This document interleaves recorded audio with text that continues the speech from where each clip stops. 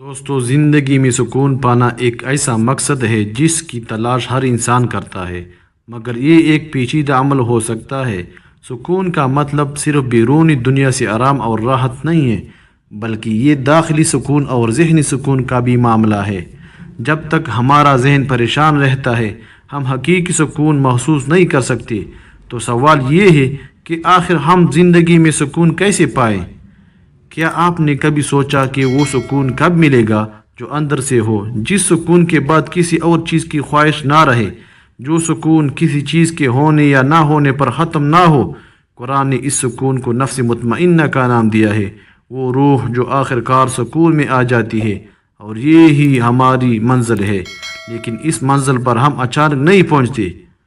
دنیا میں اگر کوئی چیز واقعی قیمتی ہے تو وہ دولت، شہرت یا طاقت نہیں، بلکہ ذہنی سکون ہے۔ کائنات کی ہر ذی روح چیز میں خواہشات کا مادہ ہے، چاہے انسان ہو یا حیوان۔ اگر یہ کہا جائے کہ خواہشات کی گٹھی ان کو پلائی گئی ہے تو اس سے انکار ممکن نہیں۔ انسان کی لامتناہی خواہشات میں سے ایک مشترکہ خواہش ایک پرسکون زندگی کا خواب ہے، جس کو پورا کرنے کے لیے بسا اوقات انسان خاک کی شرق و غرب کو بھی چان لیتا ہے، جس کو آج کل کی اصطلاح میں ٹورسٹ سے تعبیر کیا جاتا ہے۔ البتہ یہ ضروری نہیں کہ پرسکون زندگی کے حصول کے لیے در در کی خاک کو چان لیا جائے، بلکہ بعضوں کو یہ نعمت عظمیٰ اپنے گھروں میں ہی دستیاب ہے۔ یعنی اگر سکون چاہتے ہو تو نظر انداز کرو، ہر چیز کا جواب نہ دو، ہر بات پر بحث نہ کرو، اور دل کو معمولی باتوں سے بوجھل نہ کرو۔ بعض باتوں پر خاموشی اختیار کر لینا اور دل کو اللہ کی رضا سے بھر لینا سب سے بڑی ذہنی آزادی ہے۔ یاد رکھیں، نظر انداز کرنا کمزوری نہیں، بلکہ ایک مضبوط دل کی پہچان ہے۔ جو اپنی توانائی ان باتوں پر خرچ نہیں کرتا جو فضول ہے، وہی اصل میں زندگی کو جیتا ہے۔ پرسکون زندگی کا راز کا ایک واقعہ۔ ایک عالم نے کتاب میں یہ واقعہ لکھا ہے۔ فرماتے ہیں کہ امریکہ میں مجھے ایک کمپنی کا ڈائریکٹر ملا، وہ پی ایچ ڈی تھا۔ کہنے لگا میں بھی پاکستان گیا ہوں اور میں نے وہاں ایک عجیب بات دیکھی۔ میں نے کہا بتاؤ وہ کون سی؟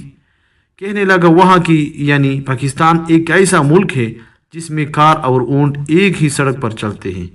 میں نے کہا واقعی آپ ٹھیک بات کر رہے ہیں۔ وہ کہنے لگا کہ میں ایک دوسری بات بھی کرتا ہوں۔ میں نے کہا وہ کیا ہے؟ کہنے لگا میں نے وہاں غریب لوگوں کو دیکھا، ان کے کپڑے پٹے پرانے ہوتے تھے، ان کے چہروں سے اندازہ ہوتا تھا کہ انہیں کھانا بھی ٹھیک نہیں ملتا، ان کے پاس نہانے کے لیے چیزیں بھی پوری طرح نہیں، ان کے گھر کا معیار اتنا اچھا بھی نہیں، لیکن میں یہ دیکھ کر حیران ہوتا تھا کہ ان کے چہروں پر سکون ہوتا تھا۔ کھڑے ہوتے تھے تو بالکل سیدھا کھڑے ہوتے تھے۔ میں جتنے لوگوں سے پوچھتا تھا وہ سب کے سب رات کو میٹھی نیند سوتے تھے۔ کہنے لگا مجھے یہ بتائیں کہ اس کی کیا وجہ ہے؟ میں نے کہا کہ یہ اسلام کی برکت ہے۔ نہ دنیا سے، نہ دولت سے، نہ گھر آباد کرنے سے تسلی دل کو ملتی ہے، خدا کو یاد کرنے سے۔ سن لو، اللہ ہی کی ذکر میں دلوں کا اطمینان ہے۔ گویا مسلمانوں کو چین و سکون کی جو دولت نصیب ہے وہ اختیار اسلام اور اتباع قرآن سے نصیب ہے۔